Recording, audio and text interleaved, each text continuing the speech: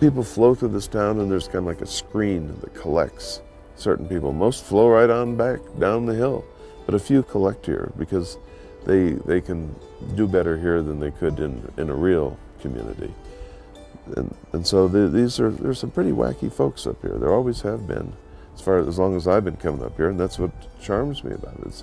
The buildings are nice, the atmosphere, the history is all great, but the greatest thing about Black Hawk are the people.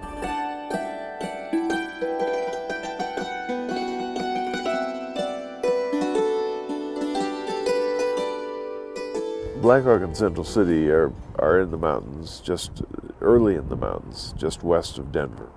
Black Hawk's the first city you come to, and then you go another mile to Central City.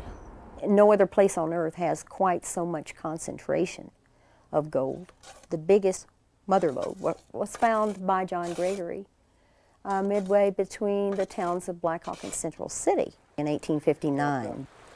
The old-timers, they'd follow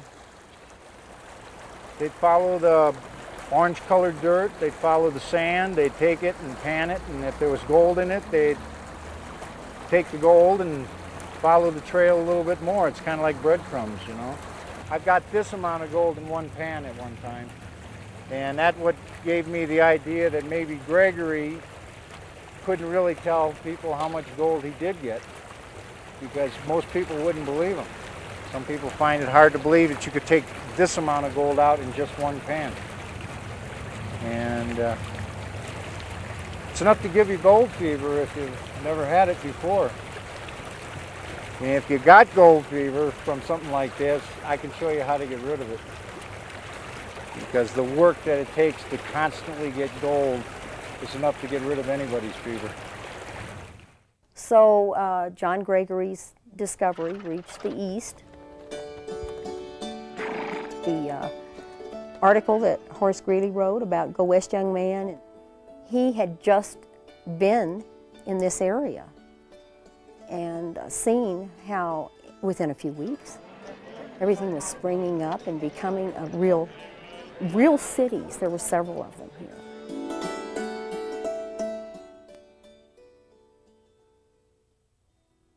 Mary York was the first white woman to arrive in Black Hawk and Central City in 1859. She came from Ireland originally, and she went to New York and worked for the McGee family as a housekeeper. Meanwhile, the McGees heard about the gold rush in Black Hawk and Central City, and they decided to come out here and try their luck, see what gold they could discover. So they invited Mary to go along. And she was young and adventurous and, you know, oh, sure, you know, she just was all for it. So she came along with them, and they came over in a covered wagon. Of course, like most people did in those days. And one night they set up camp, and Mr. and Mrs. McGee were sitting around the campfire, and Mary overheard them talking. And Mr. McGee leaned over to Mrs. McGee. He says, "You know, if we don't discover gold right away, we can make money anyway." And Mrs. McGee says, "How can we do that?" And he says, "We can sell Mary's services. With all those men in those camps, we can make a lot of money." Well, Mary was shocked. She didn't know what to do. The only thing she could think of to do was to run away. My name's Jean Robbins Jacobson. I'm a Robbins that came to Black Hawk in 1859. My great-grandfather was Bill Backus, and he came with a team of oxen in a covered wagon. They didn't, when they brought their stuff with oxen, they didn't get up on the wagon and drive like you drive a team of horses. They walked with the oxen. And they told them how to turn. They didn't steer them with lines. My granddad came out here, and he came out, he had a mule and a horse and a covered wagon, and then he got in the livery business. My grandmother came here from Ireland, and she was in Denver. She had a sister and 3 brothers, and they were bartered off in Ireland to come to the New World. They were traded off, and they came to Denver, and they had a hotel on Blake Street in Denver and down in there. And no doubt in my mind that they might have been girls that made a good living.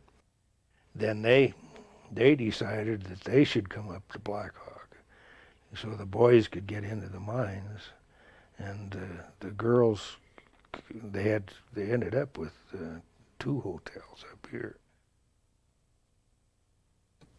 The first steam equipment for a mill was built by the Black Hawk Machinery Company in Rock Island. The machinery shop where the equipment was built was named for an Indian chief Black Hawk that was local to Illinois.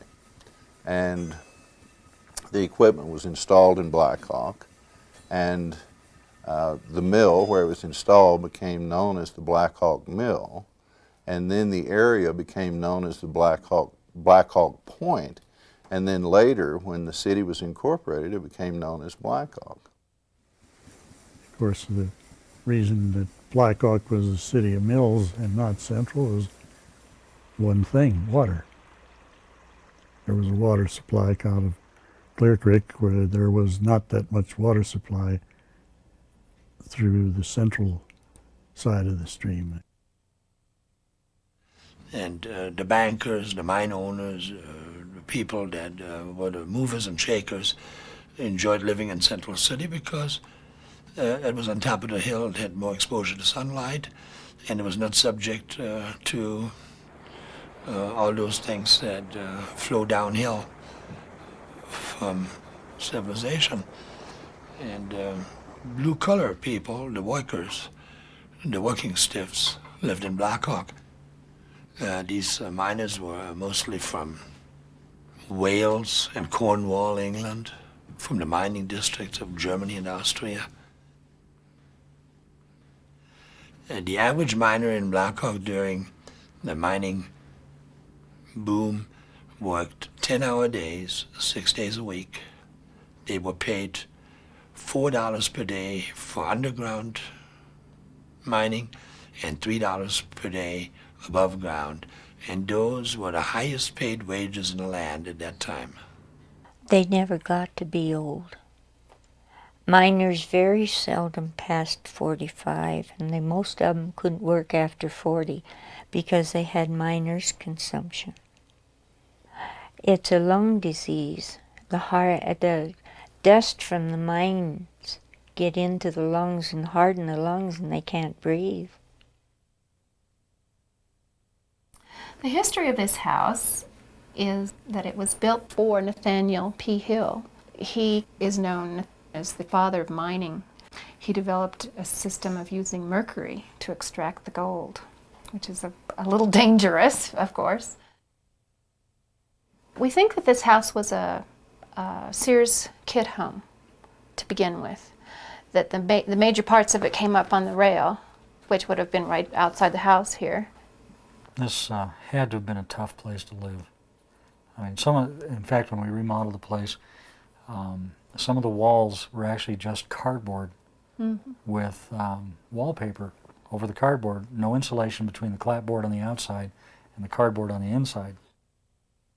I can't imagine walking around in a formal gown in coal dust up to your ankles. You know? I mean, because there was right across the street was the Polar Star stamp mill, which is where they crushed the ore.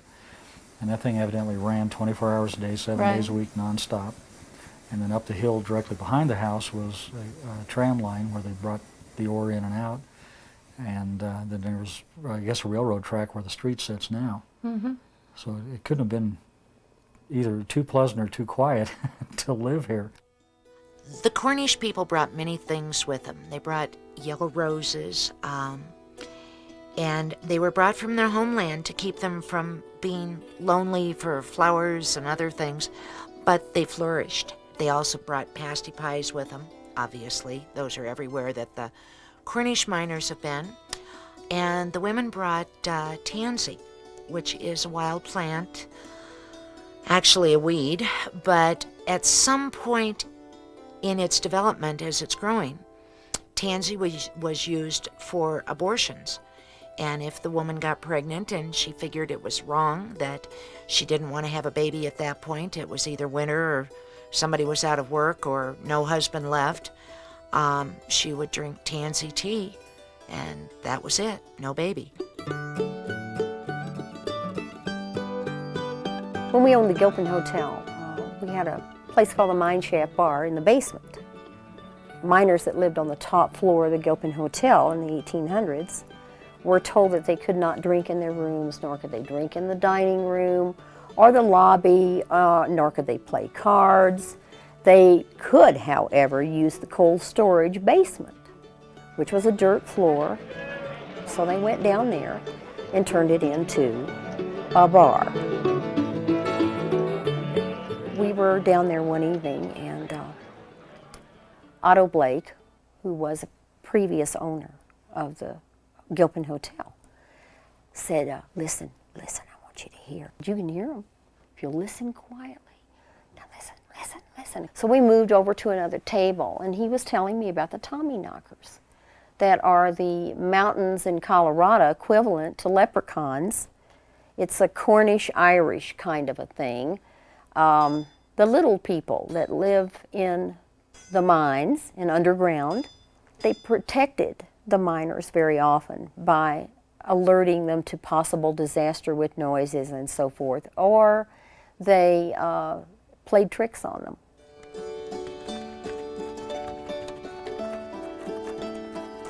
When new people rode into town on horseback, they would stable their horse with Blake's livery, come across the street and check into the St. Charles Hotel, which occupied the site of the now Black Forest Inn, and they would find their entertainment across with the houses of ill repute. With all those men there, it was a natural place for the madams to open and make money, and the girls. It was just a supply and demand thing, you know. They did a lot of good in more ways than one. And they nursed the miners when they were sick. They wrote letters for them because a lot of them were illiterate. And some got married too, some of the girls. And of course they gave them good moral support. The miners, they worked hard all day, and they needed that recreation to relax. They didn't make money, the girls, on the bedrooms upstairs. What they made money at was the drinks. Like they charged $2 for a beer, and in those days that was a lot of money. I knew an elderly lady during my early tenure here by the name of Maddie Marsh, and she said when the houses finally closed and the last girl got on the train, she turned and said, "Have to get out of here because a hard-working girl can no longer compete with the housewives."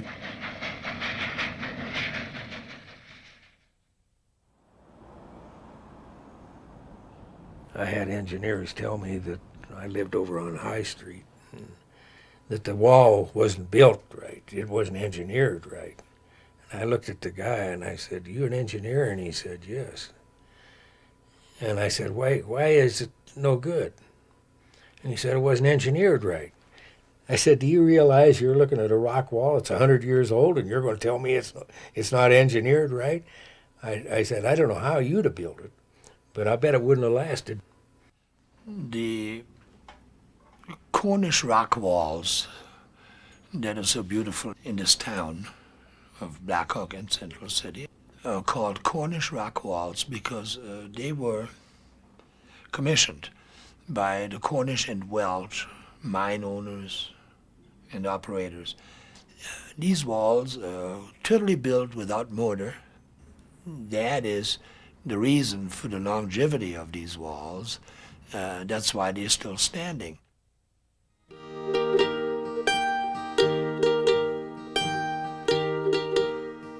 Now, my family has told me that the Indians were not like they said, you know, would come along and take you.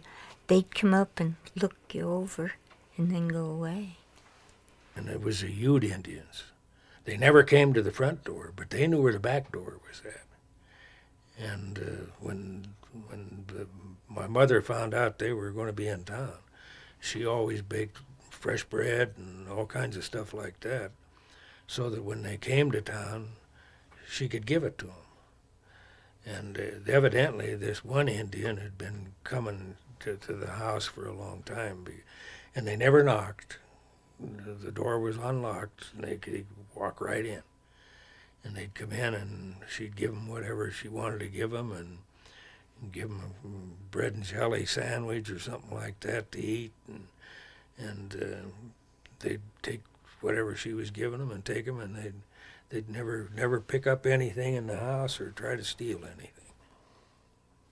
I was in school, and the last time that I can remember them going through.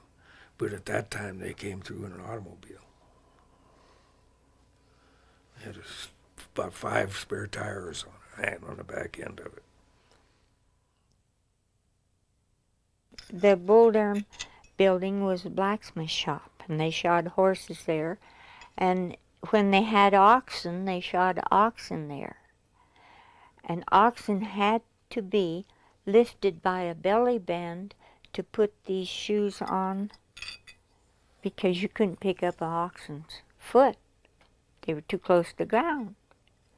And they lifted them with a belly band and a hoist and shod the oxen. And this is ox shoes that were found in our meadow. But you see, they were on split hoofs, is why they aren't matched.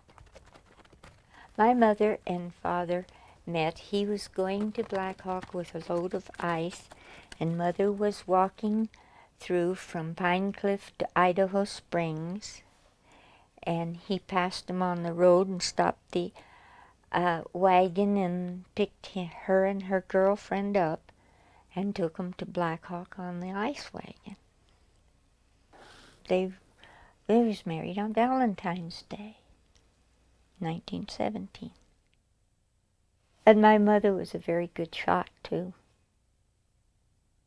She took my dad's .30-30 and she shot the clothespins off the clothesline until she shot the clothesline, and then my dad says, "That's enough of that."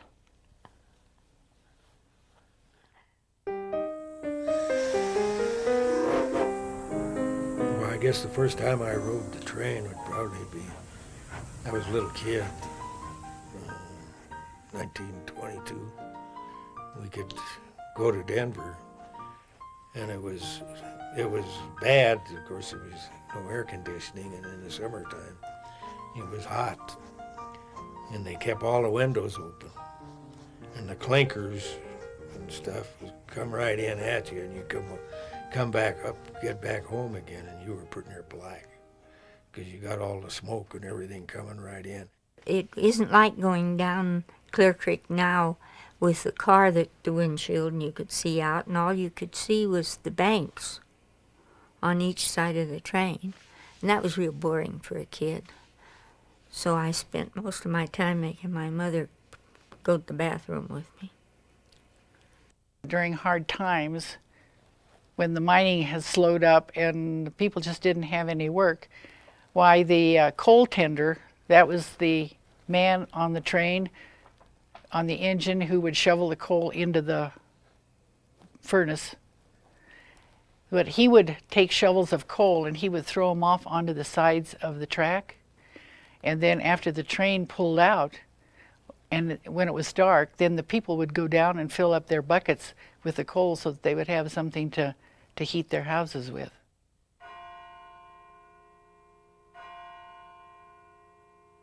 My brother had a pig that he used to ride to school, and I used to ride that pig too. And he'd ride it to school, and then it'd come home. And when I saw it coming off of what we called the school road, was the road that's Church Street. When I could see that pig coming on that, I'd run over and get on it, and it'd bring me back home. The schoolhouse was one of the first schools built in the area, and when it was renovated, they had to move the outhouse, which sits in back. It was a 6-seat outhouse. I assume that's 3 for the boys' side and 3 for the girls. And they had to relocate it temporarily while they were doing the construction and excavation. And the construction company accidentally knocked it over, and it went rolling down the hill, literally.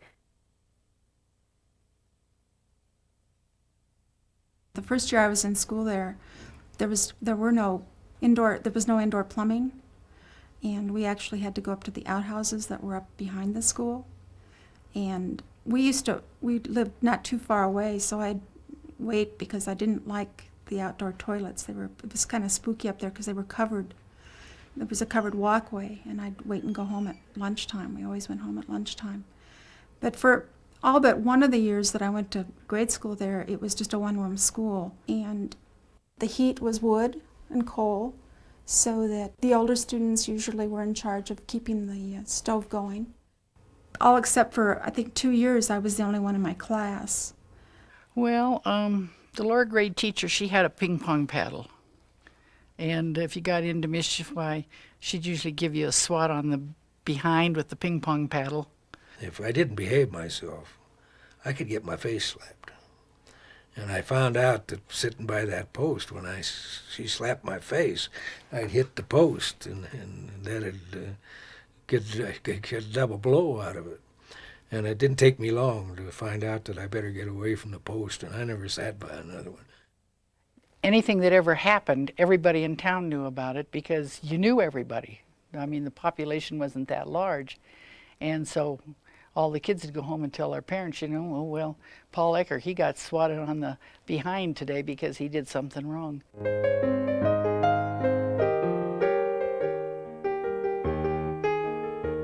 We never had a depression here, really, because mining when everything else is down, mining usually picks up. And there was, in the Gilpin County, there was probably 1,800 miners working. And I am a depression baby. My dad, when I was, in the 30s, worked for the chain of mines, and they did stagger the shifts. They got paid in commodities from the company store. Daddy worked a shift that the only thing that was left when he got to the store was toilet paper. So he got paid in a lot of toilet paper, which is kind of strange situation because we had an outhouse and we had the Montgomery Ward catalog in the outhouse. Didn't really need the toilet paper.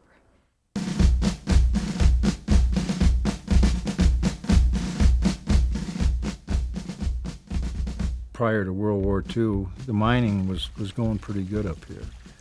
All of a sudden we had the call to war, the call to arms.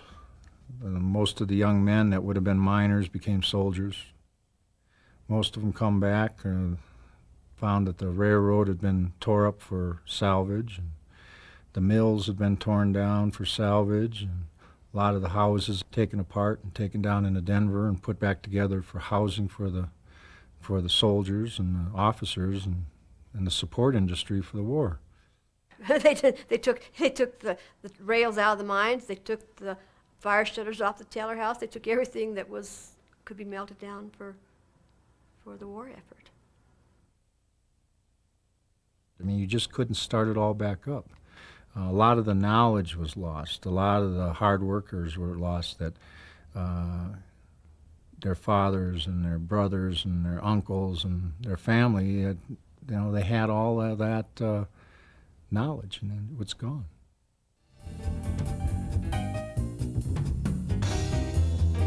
One of the interesting things to me was the sewage system just ran in front of the houses in a flume covered by a boardwalk. And you just go out and lift up a trap door and dump the stove ashes and all the garbage into the flume. We were just warned that we could not play in the creek and avoided that.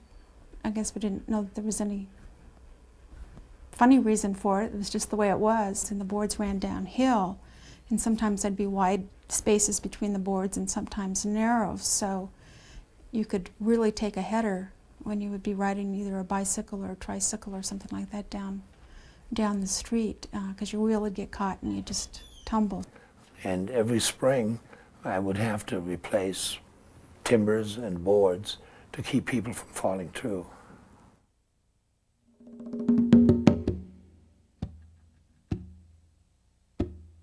Beatniks were a tough breed of men that just dropped out. They didn't want the government part. They were the predecessor to the hippie and stuff, but yet they weren't hippies. They were like intellectual bikers. In the summer of 1947, Jack Kerouac took his first trip across the country. I don't think he'd been much farther west than Massachusetts as a boy, but that was the beginning of his novel, and his trip through here was part of On the Road. And at that same summer, friends came through from the east. One of them was Allen Ginsberg. He was with Neil Cassidy. Jack hitchhiked out here on his own then, most of the way. And he wrote about hitchhiking as a way he traveled, although I think he normally took a bus. He talks about being in Central City and at the Glory Hole Bar, and some guy walked in and started getting pushy with the girls in there and the waitresses and mouthy, and so he beat him up and threw him out. Well, the truth of the story was Angelo de Benedetto is the one that beat Kerouac up because he was the mouthy guy, and they threw him out.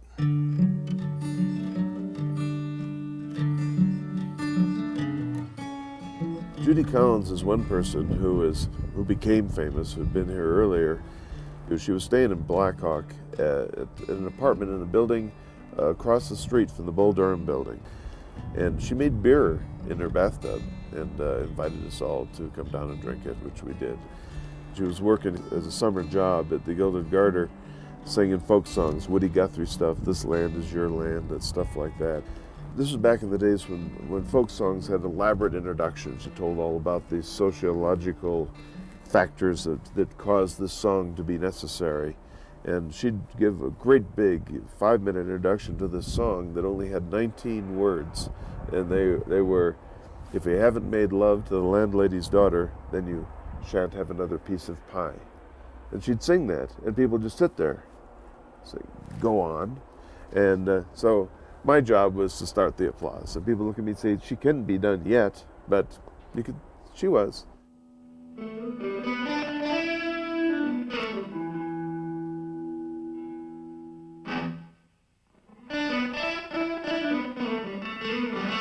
After the influx of the Beat generation into Gilpin County, in the 60s we got the hippies.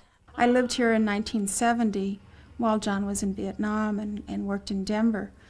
It was very difficult to kind of deal with the long hair, the no bathing, the living out in the cabins and mine buildings and all of that, and the drug usage, the anti-war sentiment.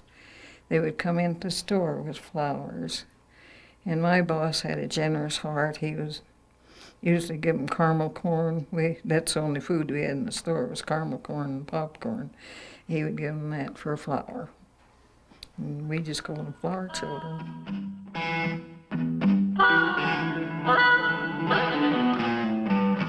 People running around with long hair and beads and doing strange things, and I had nice short hair, and I didn't then and still don't have any extra holes pierced anywhere. And I had never smelled marijuana or anything like that, and here you come back and you could probably walk down the street and smell it, and there were, I remember one time being home and Someone actually some girl died of an overdose in the house below where my parents were living.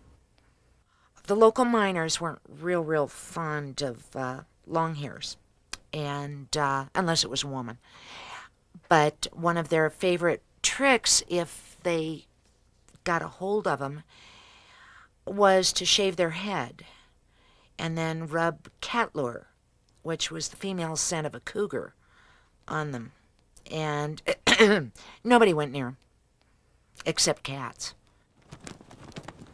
60s and 70s, a lot of people rode the horses into town, and I never even really thought anything of it. It was just the way it was.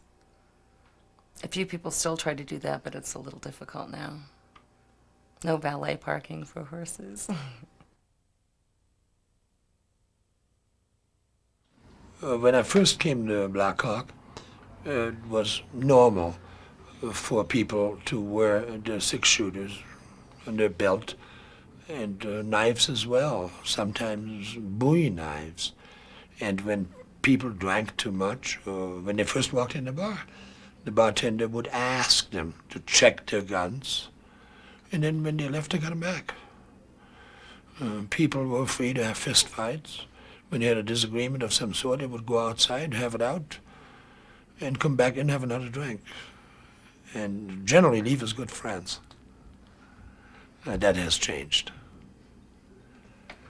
Well, let's see. I think I traded a turquoise necklace for this. It was a 35 snub-nose Smith & Wesson, nickel-plated. And I think it had wooden handles, real nice. And it fit my cowboy boot real nice. What's interesting about all that is that there wasn't really anything bad that happened. You know, maybe it's because everyone had a gun, nobody wanted to mess with anybody, I don't know.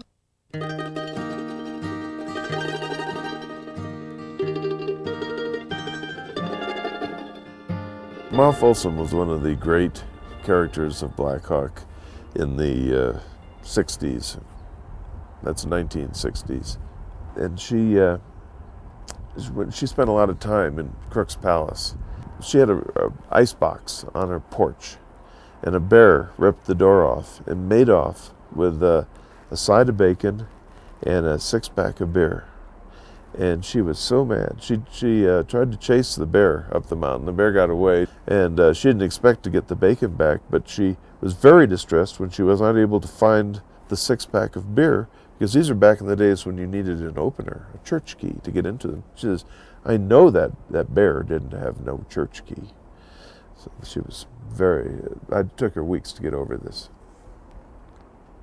When we would do laundry, there was a guy who came in maybe once a month to take a shower. He was a real mountain man. He would come in, he would have rabbits. I mean, a bag of dead rabbits. He would take them over to Bill Wren's Black Forest Inn, and I'd take it Bill was buying them or to cook rabbit something, because he would come back and wouldn't have his rabbits. He would go in and he had deerskin jacket on and deerskin pants, and he would have a change of clothes, jeans. He would put his clothes in the wash machine, take a shower, come out, and with a towel sometimes wrapped around his waist, put his clothes in the dryer, and then sit. When his clothes were done, he would change and he'd be all bright and shiny and go across to Crook's Bar. I can remember one guy walking into Crook's Palace and plopping down a little leather bag, and he wanted to buy drinks for the bar. And he pulled out a gold nugget, and that was how he paid. That was in 1975. My father's nickname was Leaky. I'm hoping that's because he was a plumber. I'm not sure. But every house that Leaky plumbed, the hot water would be on the right and the cold water on the left, exactly the opposite. And any plumber who came in afterwards would say, oh, Leaky's been here. He liked to go to Crook's. Crook's was kind of the hangout for everybody. And a lot of the the people that started moving to town in the 70s would go in there, and they all had their new babies and everything. And it was sort of my father's job to baptize all the babies. Not sure how that came about either, but he would just put a little bit of water on his thumb and do the cross on the forehead and say a few prayers, and everybody loved that. And so they felt like he was sort of their guardian angel or something. In the 70s, actually in the 60s and 70s, there was a retired physician named Arthur Peterson who basically came out of retirement, lived in Black Hawk up Chase Gulch, and he actually saw patients in his home. And his office hours were whenever you could get him to answer his door or his phone. One year that we came up, I was having trouble with an ingrown toenail. And so I checked with Dr. Peterson, and we went up one day, and he said, no problem. Said, I can take care of that. Said, I've had that problem myself. And he said, what we do is just remove the nail. And so this was in the kitchen of the house there, and so I had every confidence in him, although it didn't sound like a very nice operation. But he really pumped the painkiller in the toe, and it turned white. Really, he had it well dead, and then he just flipped the nail off with a pair of pliers, and then he put some newspapers down on the floor, and he said, we'll just let it bleed a while. Well, it bled about 30 or 45 minutes, and he wrapped it up, and it was sore for a while, but that left me in good shape for a good while. I didn't have any trouble for some years. People would go to Doc Pete who couldn't pay him, a dozen eggs, a chicken that they had just slaughtered, wrung the neck on, a steak, an elk steak. Now, mind you, anybody and everybody who went in there, I don't care if it was a heart attack, a baby being born, a case of hives, a case of the flu, you walked out with 3 prescriptions, always. He even delivered a baby in the back bedroom one time when I was down there, because I said, Dr. Peterson, I smell ether. And he said, oh, I just delivered a baby. And I thought, oh my goodness, he's going to blow the house up someday. He did a lot of deliveries at his house. He would deliver the baby in his bedroom, and the story is that he would actually put the baby into his dresser drawer after the baby was born. He at that time reused needles, and he would boil them on his stove in his kitchen. So if you went in to get an injection, you'd go and you'd sit in his kitchen, and he'd boil the needle and then take it out and give you a shot, and you would always tease him about it was time for a new needle, but in those days you could actually do that. He did take care of everybody and anybody. Even in the middle of the night, you just had to be cautious about calling to make sure that when you caught him, he was sober, because he had retired to live his own life, and hey, we didn't let him.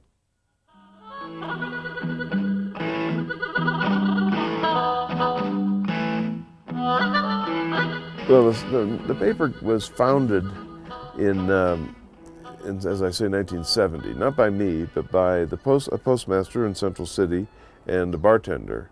And they were sitting around and decided that the Register Call, which is the weekly newspaper that covers this area, just wasn't doing the job. It failed in 3 areas. First of all, it didn't cover the news that we regard as news.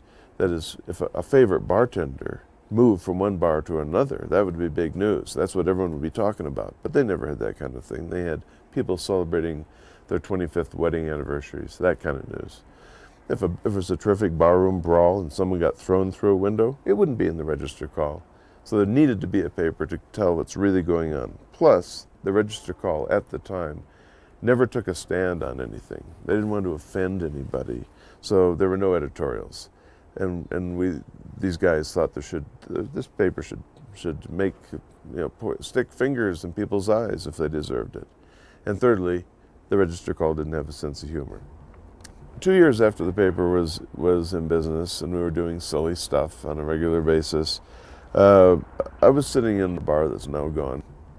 And that was when Burt Reynolds had just done the thing in Cosmopolitan where he'd posed nude, and that was quite the conversation everywhere. And Al Dawkins, who was a lawyer in town, was sitting in the bar, and he came up to me and said, "Lou, why don't you do that in the Little Kingdom Come? Why don't you have a naked person, a local person, every issue, and you could call it the Gunslinger of the Month." And I said, "Well, that's a cute idea, Al, but where am I going to find somebody who would do it?" And we looked down the bar. At the end of the bar was a guy named Sandy Hoffman. And Sandy Hoffman is famous for, he'll take off his clothes anytime anybody requests it. He does it at parties. He just does that sort of thing. So we said, "We want to do it?" He said, "Sure." So then we shot the first Gunslinger picture above one of the buildings. And so our second one was a guy named Pete Goins, and he was standing there with his cowboy hat. There, little double-faced tape was involved in that. And then from then on, we've had all sorts of people, including twins. We've had opera people. One time we had the trombone section. Another time we had the violists. We've done several of them in Crook's Palace, on the bar. That's where we had our famous grandmother. She was one of the best looking grandmothers you're likely to run across, and that was one of the Little Kingdom Comes that sold out. Oh, I shoot the pictures, of course. I mean, you gotta have some fun. The picture of Allen Ginsberg standing in front of the ruins of the Lace House before its resurrection, you can see the condition that the Lace House is in the photograph, and I suppose the condition we were in. The mayor of Black Hawk had set up a cleanup day for the house, and it was sort of symbolic of maybe the old poetry of the architecture. That's a wonderful Carpenter Gothic building. I think Ginsberg's sort of an original himself. I think the whole scene kind of fitted together in a nice way.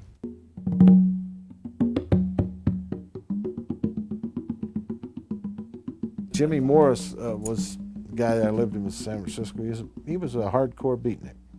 This guy believed in the lifestyle. He eventually moved up here on what we call the Beaver. He owned his house. How he got the money for that, God only knows. But he was still a beatnik the day he died. He was about 47 or 8 when he died. Well, when Jimmy died, everybody up here thought, "Oh, some dumb hippie doper up there on the Beaver." But if they got to go to that funeral, they'd have been amazed. There was movie producers, actors, politicians. There was all kinds of people that knew Jimmy Morris. They'd drink, they'd read their poetry. I took one of my poetry books and threw it in the grave with him. Another guy drank, had a silver flask, and it was a beauty. And everybody took a nip off of that and threw the flask in the grave with Jimmy. While the ceremony was going on, several people threw some different types of drugs, pills and stuff, into the grave. Because knowing Jimmy, he'd appreciated that.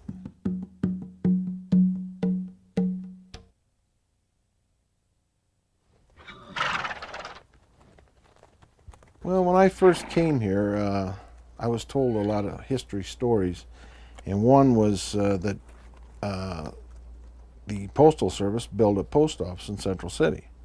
Well, of course, back in the late 1800s, these guys said, "Wait a minute." So in the middle of the night, they hooked up a team of horses, and they drugged the post office down to Black Hawk.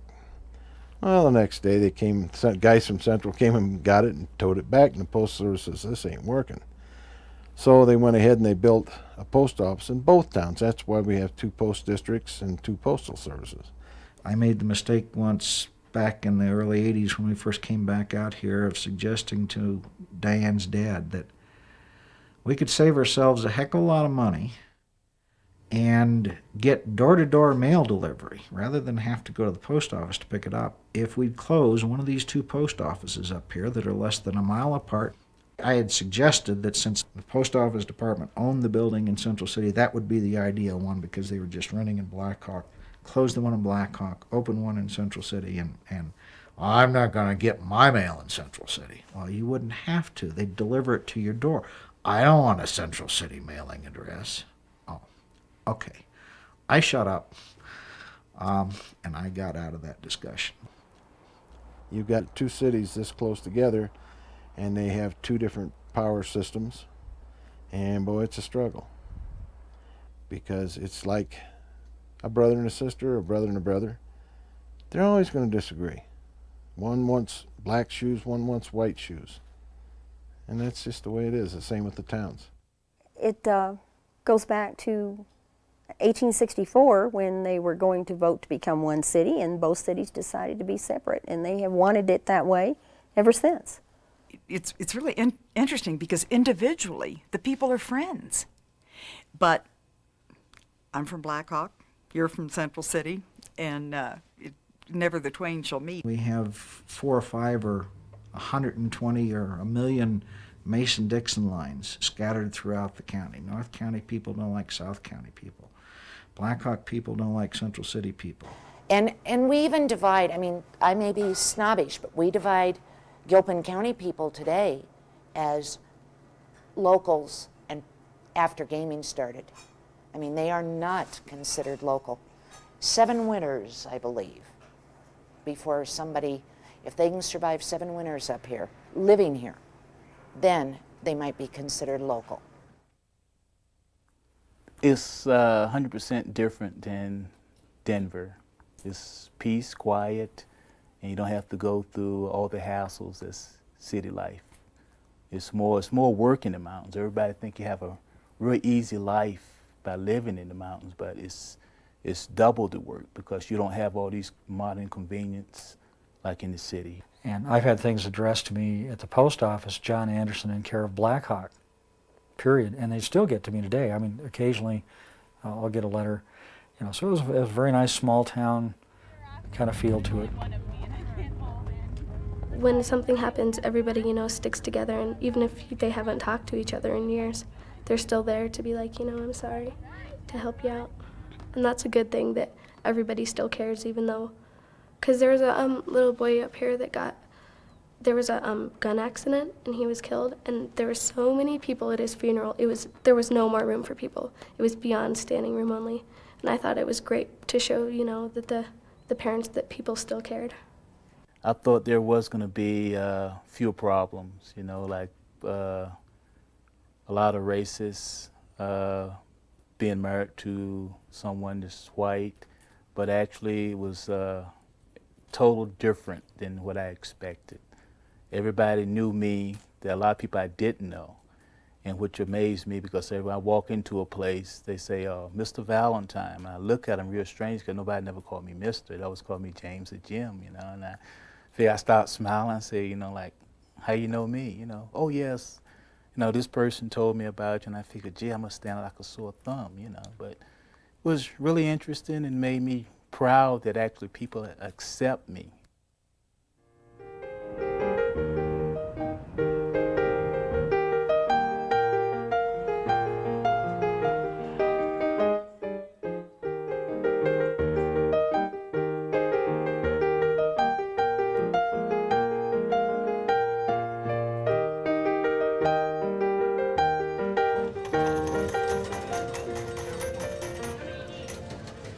Before gambling, things were pretty depressed here.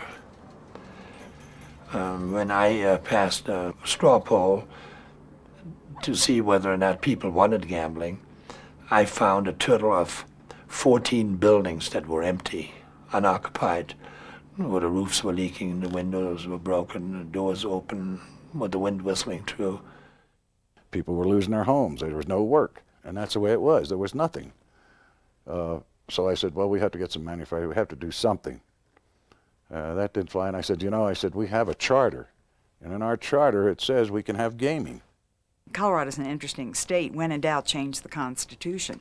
In this case, the only way that we could allow gaming was to change the Constitution. So it had to go to a vote of the people. No matter if we'd been able to get it through the legislature, it still had to go to the vote of the people. And they were able to get it passed overwhelmingly. The initiative passed the general election in November of '90. Gambling started officially on October 1st of '91. Medill Barnes, who's the head of the Black Hawk Casino Owners Association, said it was sort of like they called in a tactical nuclear strike on themselves, and then were surprised by what happened. And going from a town with a budget of probably $150,000 to a town with a budget of $16 million in just a few years has, you know, been difficult, been challenging. I know I was naive because I know that I said, no, they're not going to be full-blown casinos. They're going to be T-shirt shops with a couple of slot machines in there, and it's going to be, you know, at a very modest level. It's no longer the laid-back, quiet community that it was before gambling. The influx of money has made it possible to add and rebuild our services, utilities, infrastructure and superstructure. And I think the bottom line is good. The communities in the long run, down the roadways, will greatly benefit from gambling by having new and better appointments and more services for the people who live here. Quite frankly, I preferred it the way it was. I think that Black Hawk was a very special place to grow up, and having grown up here, it's very difficult to see how drastic the changes have been. I suppose economically it's been good for the community to have all of this happen, but I really feel like the whole fabric of the community is now lost. With the advent of gaming in Colorado, we've created over 6,000 jobs for Coloradans, and at the same time have an input into the economy of over $60 million on an annual basis. And I use the number 60 because in the beginning it was smaller, and it's continually growing. Every year we break the previous year's record. And it's contributed to many things in Colorado that it goes to the state general fund, it goes to the state historical fund. But as gambling came in, I kind of went from not knowing anybody to knowing a lot of different people. It made me grow up a lot faster than I probably should have. It's kind of hard to visit the towns now because a lot of the places you used to be able to go into, you can't go in anymore. The casinos won't let you. I mean, they have a Burger King in Black Hawk, but kids can't go up there. After a while, it drives me crazy because I really can't stand cigarette smoke that much. And so that kind of bugs me a little bit. But I don't know, I get used to it, and after a while, you just kind of box out all the noises, ding, ding, ding, ding, and you don't even really hear them anymore. The gaming is great, and I'll tell you why. The buildings in the Black Hawk area, the Black Hawk Station should have been condemned. The Gep Hotel was on its way to be condemned. They were in very, very bad shape. They are restored now. They are casinos. They may not always be casinos, but right now they are standing. I don't know whether I don't really think I like it too well. The way they're tearing up the town and destroying everything. But that's the way it's going to be. We got a different class of people coming in now. I think the most significant thing that I feel with gaming coming to town is that my roots are no longer here. I don't feel like my roots are as deep as they used to be. I feel like I'm in the way and that I really should go somewhere else. It's just like that we're all in the way and we need to move on to make room for the new Black Hawk. It has helped the city, and I think it's helped the state. I think it's been a wonderful thing, and I just hope that it will continue. I hope that it's not like the gold rush of the early days where pretty soon the gold peters out and there's nothing.